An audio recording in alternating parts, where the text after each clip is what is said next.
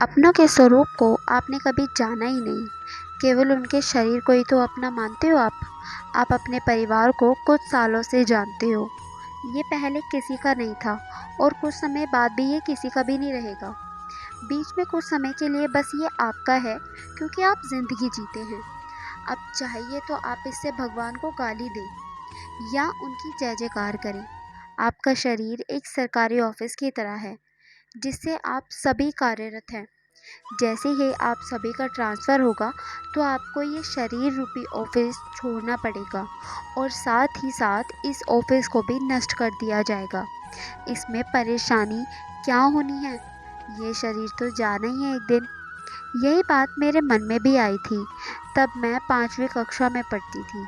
मुझे लगा कि किसी न किसी दिन मेरी माँ, मेरे पिताजी मर जाएंगे। कोई भी यहाँ टिकाऊ नहीं है, सब मरने वाले हैं। मुझे लगा कि मैं किससे अपनापन करूँगी। हर कोई नष्ट होने वाला है, कोई भी कभी भी मर सकता है। कोई तो ऐसा होना चाहिए जिससे मैं प्यार करूं और बस सदैव मेरे पास रहे। तब समझ आया एकमात्र भगवान के सिवा और कोई ऐसा नहीं। 13 वर्ष की उम्र में मैंने घर छोड़ दिया और भाग पड़ा भगवान की तरफ।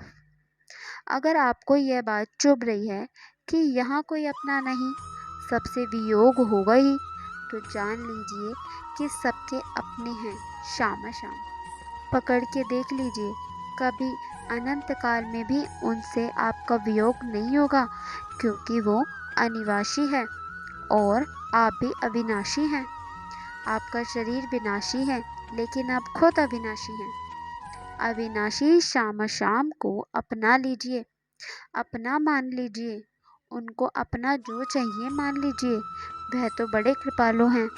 कोई उनको बहन मानता है, कोई उनको बेटी मानता है, कोई उनको स्वामिनी मानता है, कोई सखा मानता है, कोई पिता मानता है और तो कोई पति मानता है। बस इनको अपना मान लीजिए तो आपके सारे प्रश्न खत्म हो जाएंगे। यहाँ कोई अपना नहीं है, बस सपना है। पता नहीं कब ये शरीर रहे, इसका कोई भरोसा नहीं। यह शरीर पानी के बुलबुले की तरह है, पता नहीं कब फूट जाए, इसका कोई भरोसा नहीं। लोग झूठ कहते हैं कि हमारा जन्मों जन्मों का संबंध है, ना तो आप खुद को जानते हैं ना ही किसी दूसरों को, तो संबंधी कैसे हो गए? आप केवल शरीर को जानते हैं। शरीर तो कुछ वर्षों के लिए मिला है, कभी भी मिट जाएगा, तो संबंध किसका रहा? जन्म जन्म का संबंध केवल हमारा और प्रभु का है। पिछले जन्म में भी हमारे माता पिता पत्नी पुत्र थे, क्या हमें कुछ याद है उनके बारे में? इसी जन्म में हम अपनी माता के गर्भ में 9 महीने रहे, क्या आपको उसके बारे में कुछ याद है? सच तो यह है कि कोई हमारा नहीं है। यह बात जब समझ में आ जाएगी तो आप सच्चे भजन करने वाले भक्त बन जाएंगे। आपके सच्चे दोस्त केवल श्री कृष्ण हैं। दोस्ती करके देखिए, ये ऐसा प्यार करने वाले दोस्त हैं जो अनादिकाल से अनंत काल तक आपके साथ रहेंगे और आपकी गलतियों पर भी वो कभी नज़र नहीं डालेंगे। आगे बढ़िए भगवत मार्ग में, तभी ये बात समझ में आएगी।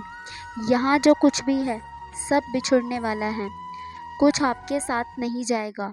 अपने खुद के शरीर को ही देख लीजिए। एक समय था जब हम अपने को बच्चे थे, जब हम अपने आप को बच्चे मानते थे, फिर जवान हुए और फिर बुढ़ापा आएगा। यह शरीर भी हमारा नहीं हो रहा, एक समय आएगा जब ये छूट जाएगा। जब यह शरीर ही हमारा नहीं हो रहा तो और कोई कैसे अपना हो सकता है?